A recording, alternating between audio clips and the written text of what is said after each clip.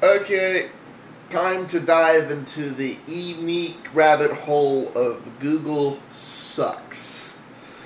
Because Google isn't Apple. This is too broad a topic to cover in one video, so I'm just going to do it one topic at a time like he did.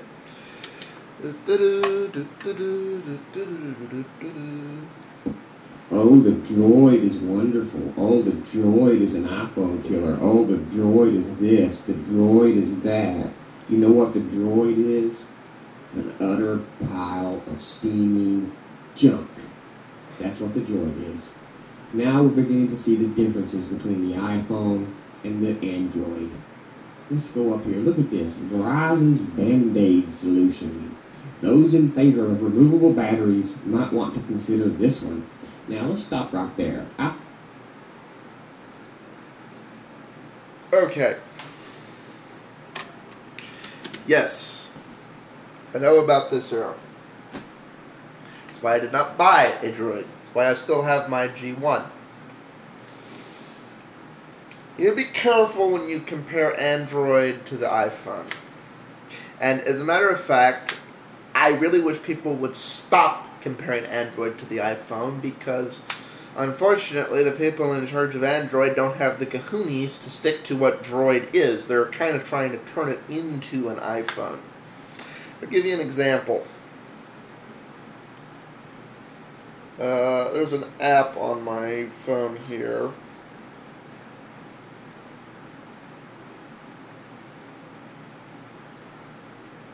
Okay. This app right here, it's a little simple countdown timer. When I first got this, I would touch, one of the time things, and it would just pop up a Rolodex, between blah to 99 hours, and blah to 60 minutes, and blah to 60 seconds. And I'd just scroll through and pick. It was much more efficient.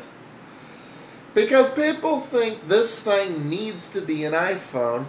Now Droid phones have this god-awful, horrible on-screen keyboard. They're trying to turn this thing into an iPhone.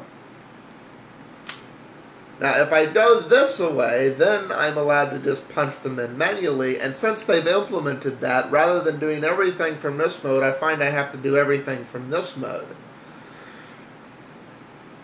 Right now, there's two main versions of the Android phones. One of which is trying very much to be an iPhone.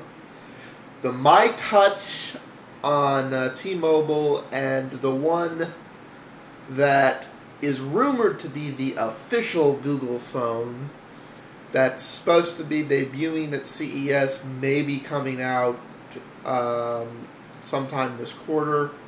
Supposed to be GSM unlocked, sold directly from Google. Google making their hardware, Google actually contracting HTC to make their hardware again, if the rumors are true,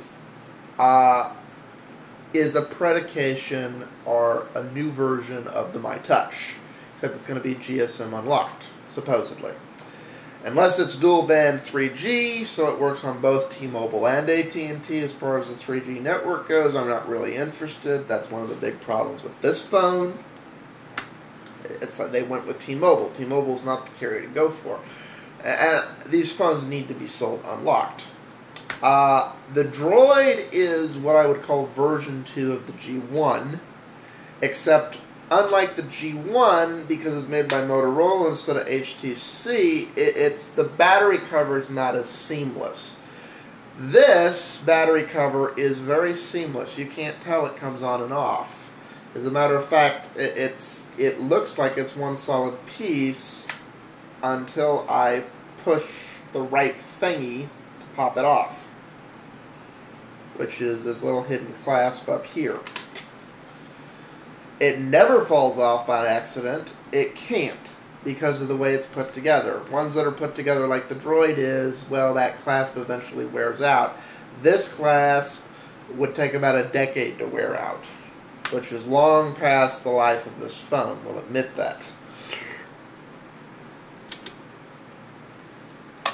Also, he's talking about the Verizon Droid.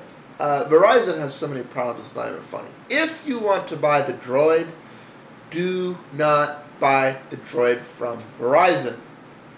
You know, like the commercials say, their data network won't let you talk at the same time, yada yada, and so forth. Completely bypass the phone carriers, go to Newegg, and search for Motorola Droid GSM Unlocked.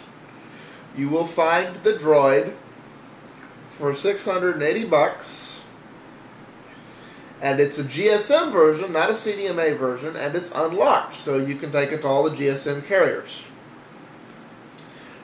That's the version you should buy if you're going to buy the Droid.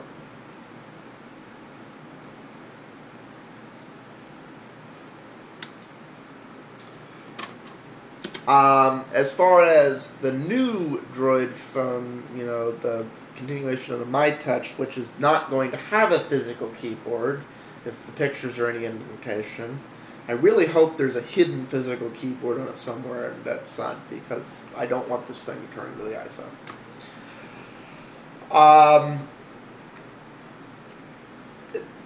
Unless they're going to sell that phone both CDMA and GSM, you need to cover both, and you need to cover the dual bands. So let's see if he says anything else stupid I can cover in the last 3 minutes I got here. Batteries, you might want to consider this one. Now let's stop right there. I've had an iPod Touch and my wife's had an iPhone for a few years now. Still get 5 hours battery out of those things. Why do you need a removable battery in a cell phone? Because if I'm using it as my primary device and I'm away, I'd like to be able to go for 10 to 15 hours of autonomous time. And there's a growing number of people that want that. I have seen people who are using the iPhone in certain scenarios, like they're working for a carpet cleaning company and they're putting it to a Bluetooth device or something. Those guys, their work buys them 3 iPhones because the iPhone does not have removable batteries, and they want them to be able to get through a full day's work. You know, that company just wasted a shitload of money because they had to buy 3 iPhones, and that is the real reason Apple won't let you swap the battery. They're like, oh, you want it to last longer? Well, you have to have more than one. Like, I keep waiting for that Verizon commercial. It's like, here's the thing with the iPhone. Oh, it's dead, get a new one. Oh, it's dead, get a new one. Oh, it's dead, get a new one, because it won't charge instantly. And I see this guy, I'm like, why do you have 3 iPhones? Isn't one enough? And they're like, no, the batteries go dead too fast. That's the number one complaint I find about people with iPhones. If they're actually using them, and they're not in a scenario where they can just plug in and be without it for a few hours, they have 2 to 3 of them. Coming up on 8 minutes now, so it looks like I'm going to have to cover the rest of his babble in the next video. Peace out. See y'all there.